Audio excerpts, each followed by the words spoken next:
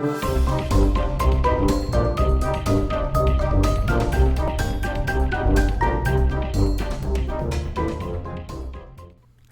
everyone, I am Dana and I'd like to welcome you to my first ever Minecraft Let's Play video.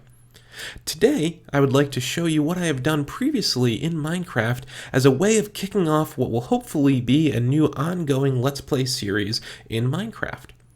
To help set the stage of what you'll see in my new builds in my new world, I figured I'd show you what I've done previously to kind of set the stage and show you a little bit of my personality. This world is a Minecraft vanilla survival world, and I'm very proud of what I accomplished here, but I'm extremely excited to start a new world on a new server, and it will be a completely different type of experience, which I'm really excited about. So let's begin this tour. I think you'll like it as much as I do. Since a lot of what I built can be a little bit close to the camera, I went to the first-person view to hopefully give you more details and make it easier for me to walk around and show you what I'd like to show. So, without further ado, welcome to my base. I've got my bed, I've got my oven in my chest, and of course my crafting table. Everything that you need. So this room is clearly just a very super minimalistic survival room, the absolute basics that you need to get started in this game. But this is not my base. This is in fact just a way of dissuading people who I don't want to get into my real base from just running around without my permission. I love redstone. Redstone is the thing that I actually truly get excited about in Minecraft. And so let's begin our tour of my redstone base with a little bit of redstone. And welcome to my real base. The first thing I'd like to introduce you to is the Grand Hall, which includes light sources in the floor and a pool in the ceiling. This particular light source, while very bright, might not set the right mood, particularly in the evening, so if you do want to turn it off for the night,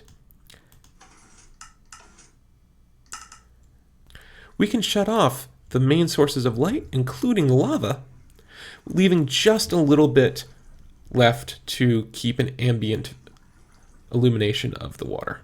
And if we want to turn it back on, with our lava flow. Now, of course, every good Minecraft base will have access to a mine. So, for us to make life easy, we just have the traditional drop. Here we have a mine shaft that is below the diamond level, obviously to make it easy to get our resources. And to get back up, we just hop in our cart and ride the rails.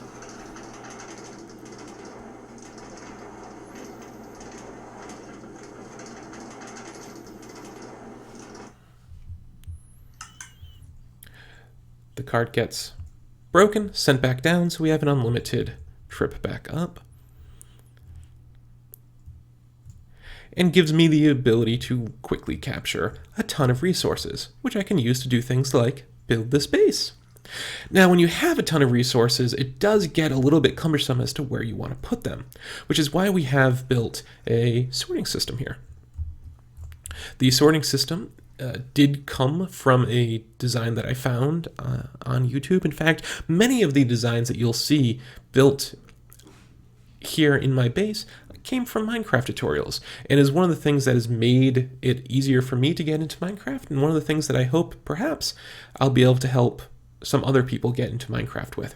So I will do my best to find the links to the things that I have used and share them in the comment section of my video posts, and hopefully I'll even get to the point of making some tutorials myself to give back to the community. To begin with, we have, for our sorting system, each one of these chests can contain any number of items. So it's not just a single item per chest, though we do help to organize it by indicating with the picture frame. You put whatever items you would like into this chest. It goes into a sorting system, loads the appropriate item into whatever chest is applicable. If it doesn't match in this side, it comes to this side and continues on. In addition to just automatically sorting and storing all of our items that we collect, we need a way in order to smelt the ores and the other items that need to go through an oven. And I wanted a way that it didn't require me to have significant manual involvement. So to do that, I built another entry point for resources, which is where I'll put anything that I need to smelt.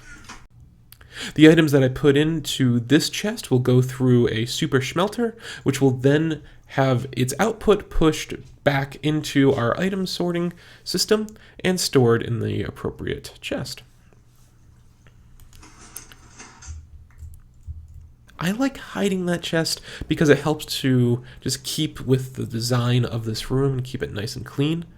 But it's also a pattern that I use throughout the rest of my build, where I just also really like having things triggered with redstone. I didn't want to have any exposed redstone in this particular room. However, I did want to have a way to access all of the wiring that goes into this particular sorting system, but also be able to easily access it to fix problems, to expand upon it, to include new features into it, like I did with the super smelter, which I built after building the sorting system. I did not want to have any exposed redstone in this particular room. However, I did want to provide access to the redstone wiring in case I needed to make repairs or if I wanted to make enhancements like I did with the super smelter. So to do that, I created one of my absolute favorite Minecraft doors. And this is my favorite for a couple reasons, in part because it's 100% self-designed. I don't know if I've seen this before, but it definitely was one that I thought of, had the idea for, was super excited to try, and I'm really happy with the way it came out. So, to show you my behind-the-scenes door, let's take a look at this wall. So again, we have a little bit of redstone trickery, and it begins by taking advantage of the simple physics of sand in Minecraft, which is it falls. However, what makes this different than a standard sand door in Minecraft is that it opens by having sand fall, but it closes by having sand come from the side. So this becomes a loop of sand that goes down, goes over, goes up, goes across. And I just think it's so cool. There's no exposed pistons. All you are seeing is just the design of this room, which is the sandstone, and it keeps everything super clean. And a button to close it behind you if you wanted to keep up the mystique of that room. But here is the behind-the-scenes workings of our storage system on this side. Again, this is not an original design. There were some minor modifications to fit my base, but that is it as far as this side's concerned. The other side, where we have the entry points, is really where all of the complex logic is. So again, the sorter.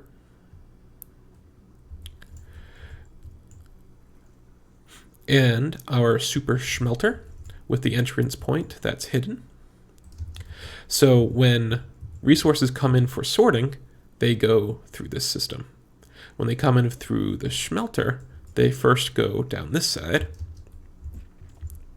get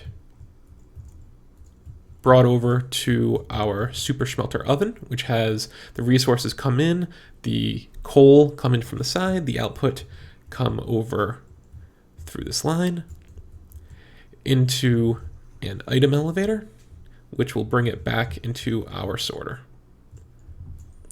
So this room, this side features the clock that runs the sorter, the super smelter, the item elevator that brings it back into the sorting system.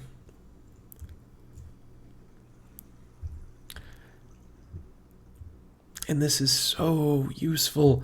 I love it. I love this design. I love the fact that it's not just one item per chest. That's a very expensive and space-consuming way of doing things.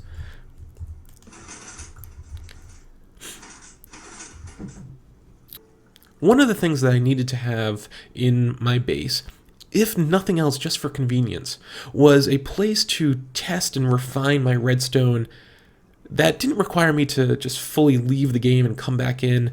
I just wanted a redstone lab that I could work with and play with in the game itself in my base. So of course I did that. And as you've already noticed, my love of redstone doors means that I had to make some more redstone secret doors. And what's more Scooby-Doo than the secret door through the stairs? So to access my secret redstone lab, we of course use redstone and go under the stairs. And this is not a room that's intended to be fancy. It's just simply a room large enough for me to experiment, to refine, to verify my redstone, and then go right back to my builds. And of course, if I wish to hide this while I'm down here, I can toggle it again while I'm down here. Moving along, you may have noticed that there are some buttons in the floor. These provide me access to some of the other critical things that I need in my main work area. First and most importantly, a crafting bench. Every base needs at least one.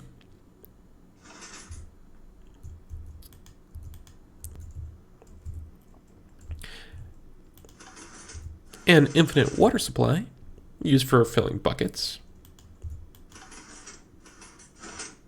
And of course, is a way to get into my next part of my base.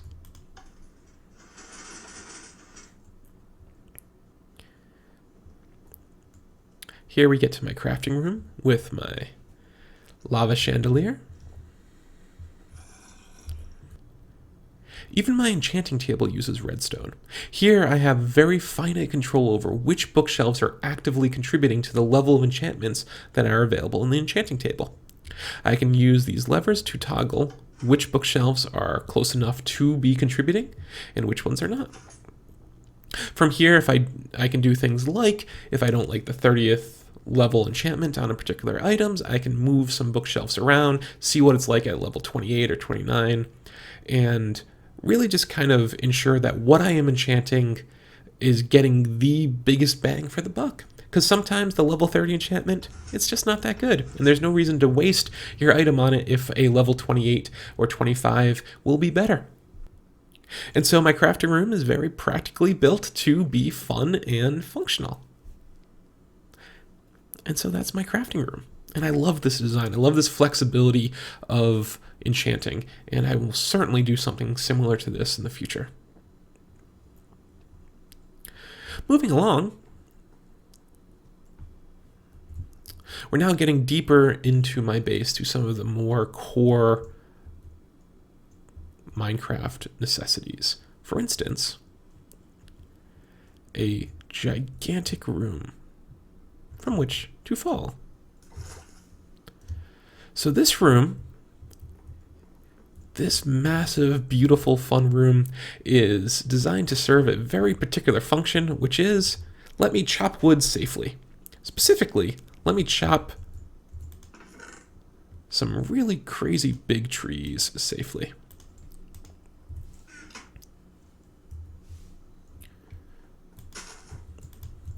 So, underneath all of these half slabs are additional hoppers that feed into this chest over here.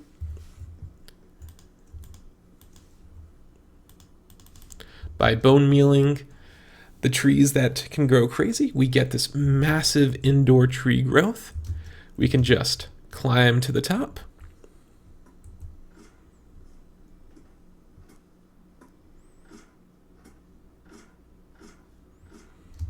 Switch to our axe, jump down on the top of the tree, and just chop straight down as opposed to needing to do the spiral up and then down, which I find to be very efficient. The leaves deteriorate, the saplings fall, they get captured along with whatever wood falls into this chest, and we have a remarkably easy way to ensure safe cutting of wood that we don't have to worry about creepers or zombies or spiders or anyone else attacking us while we are doing the necessity of getting wood. Speaking of worrying about things attacking you, let's go check out our spider farm. So now we're getting into the really deep depths of our base, where we have, among other things, a series of spider spawners. So while I was mining out this area, I found not just one, but 2 spawners. To take advantage of this, I built these rooms that capture the spiders as they fall. The water pushes them to the side. They get pushed underneath and ultimately arrive up here. Let's test this again. The way it works is that when the spiders spawn and fall, they get pushed along the water path, down through a series of channels, and ultimately pushed to a point where the only thing that they can do to escape being drowned is climb up this tunnel here. So the spiders from both that spawner and from this spawner all make their way over to this particular spot, which is the basis for the spider XP farm. So I'll let a few more of them gather as I show you the rest of the downstairs.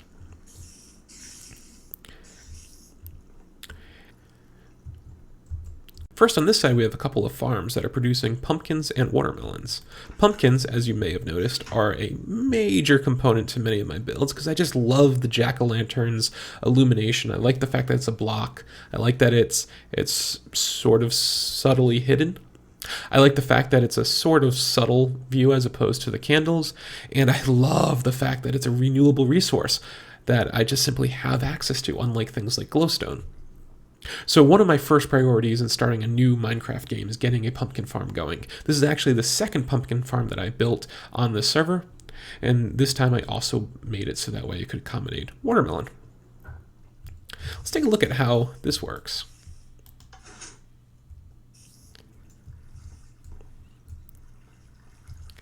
Again, I really like providing access to the functionality, but I don't necessarily like having it on display, though if you are going to go back, I do like it to look at least a little bit nice. So this is the pumpkin farm. The way that it works is when the pumpkins actually grow and they hit the dirt next to the plants, that fires that bud switch piston, which launch the pumpkins down the water path into the hoppers, which then pushes them over to the chests. On the other side, we have the ability to have, again, another line of plants.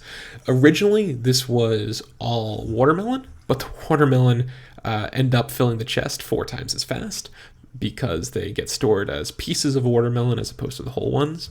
So this also features a convenience switch, which lets me toggle whether or not I want to have pumpkins go down and into the pumpkin chest, or if I am actively growing watermelons, the compressed ice will allow the watermelons to slide over the ice and go into the watermelon chest.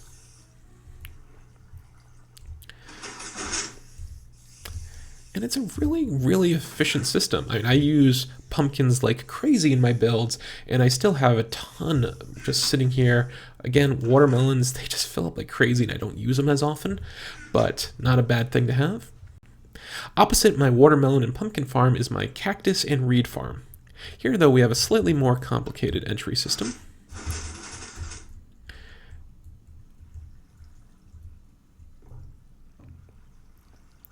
And a slightly larger room for farms. We'll start with our cactus. So the cactus work as they grow. They end up growing into the signposts next to them. Once there's anything next to a cactus, it breaks off. So those pieces end up falling into the water, as you can see there. The cactus flow down around and ultimately make their way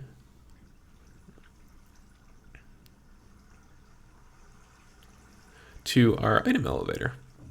And I just kind of love item elevators, and I love seeing the items sort of traveling. In case I ever get to the point where I don't want to have any more cactus filling up my chest, it's a full chest, there's no reason to gain any more, I do have a kill switch. So here, what ends up happening is that now, instead of having the water and the items flow to the item elevator, they flow into a pit of lava, where they will then just be destroyed and not taking up space on the server. And again, just toggling it back re-triggers the flow to the item elevator. On this side, we have a very similar looking farm to what you saw previously in the pumpkin and watermelon. This time, our off switch is right here, and it just cuts off the redstone wiring from making its way up from the block to the half slab. Take a little closer look. I'm really proud of this room. I like the way that it came out. I like the attention to detail. I love the functionality. And it was just a fun build in general to put together. That sound you hear are all of the spiders getting ready to be killed in a moment. Again, because I like to have easy access to things, there are several stairways and other avenues of getting access to my various redstone. But the functionality here is the same with the pumpkins, that as the reeds in the middle grow, they will activate the bud switch and kick off. The reeds in between are technically wasted space, but they look nice, so they are there.